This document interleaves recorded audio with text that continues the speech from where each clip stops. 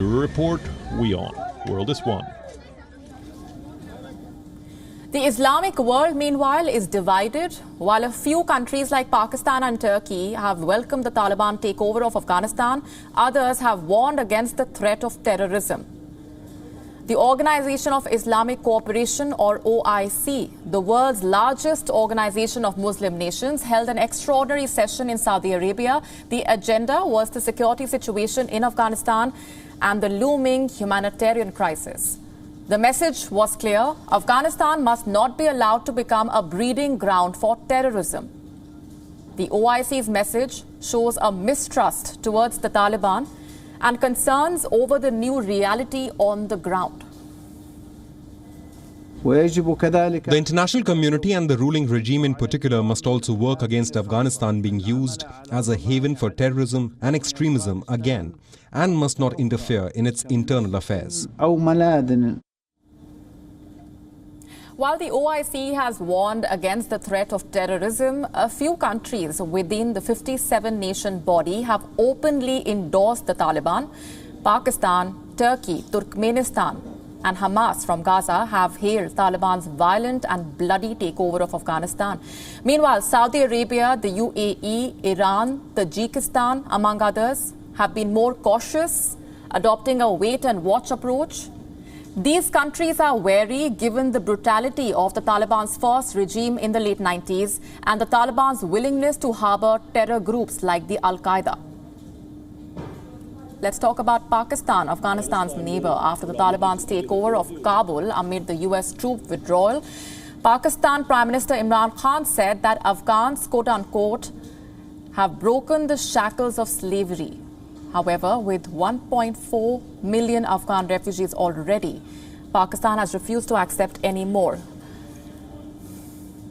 Cutting straight across now to this press briefing coming in from the Pentagon. Provide an operational update, and then, as Mr. Kirby said, we'll follow up with questions. As we know, this continues to evolve the situation.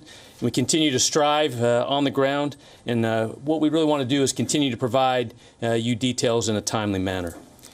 As you know, recently the Secretary of Defense activated the Stage 1 of the Civil Reserve Air Fleet.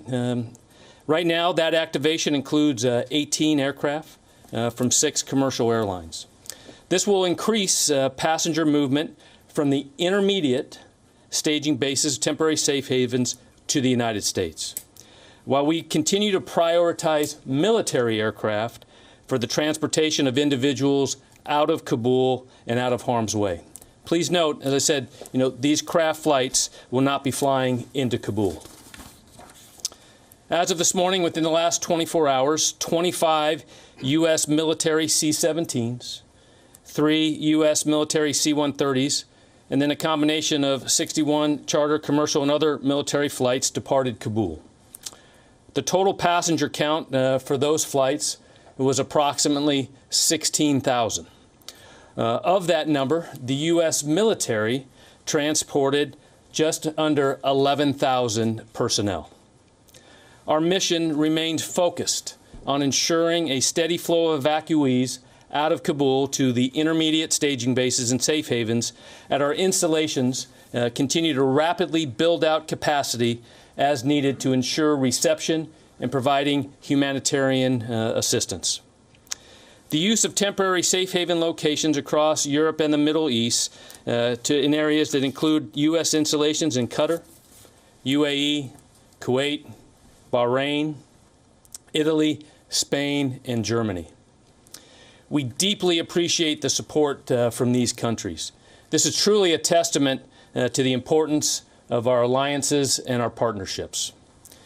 In the past 24 hours, 5 flights landed at Dulles International Airport with approximately 1,300 passengers. At this time, 4 military installations, as well as Dulles International, are receiving Afghans as they come into the United States. These installations include Fort McCoy, Wisconsin, Fort Lee, Virginia, Joint Base McGuire-Dix, Lakehurst, New Jersey, and Fort Bliss, Texas. The total number currently at these installations is approximately 1,200, and NORTHCOM continues to build out capacity to ensure they are prepared to receive more flights that will come in the next few days. This is absolutely a worldwide effort which hits several countries, multiple commands, and thousands of service members across the joint force. Over the weekend, the airport in Kabul remained secure. However, as many of you have seen already, CENTCOM released a statement regarding an incident to report as no U.S. casualties or partner force or coalition forces were involved, but regrettably, an Afghan security force member lost his life. As the President referenced last night in his remarks, we are in communication with the Taliban for the establishment and sustainment of several checkpoints to increase throughput and facilitate safe passage for individuals working to gain access to the airport. Today, the number of troops at the airport continues to stand at 5,800. Commanders on the ground continue to actively monitor threats. They are empowered to make the appropriate force protection decisions. As always, U.S. forces retain the inherent right to use force in self-defense. We are using all of our available tools to maintain the highest threat awareness, both in Afghanistan and throughout the globe.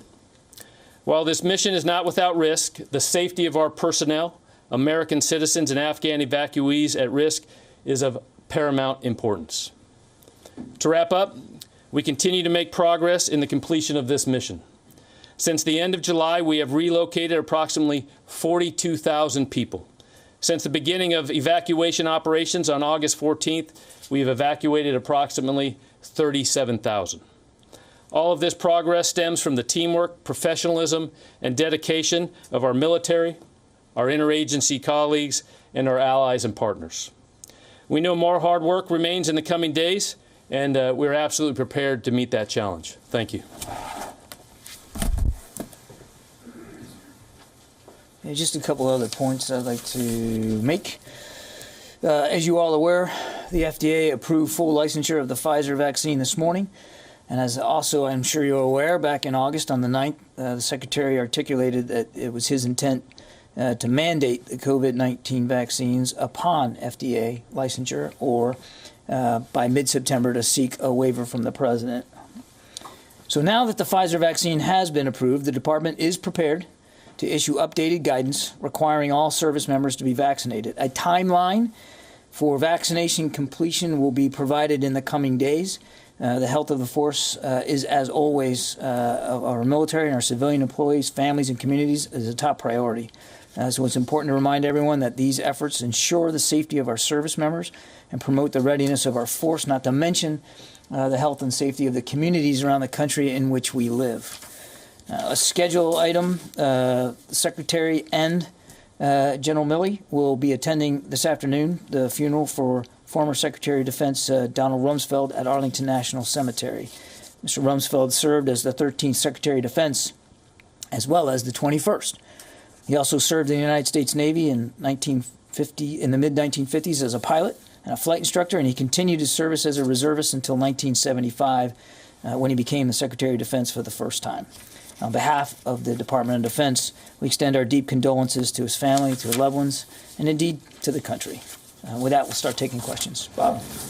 Hey, John. Thank you. On the Pfizer vaccine. Yeah. And the second. WION now available in your country. Download the app now. Get all the news on the move.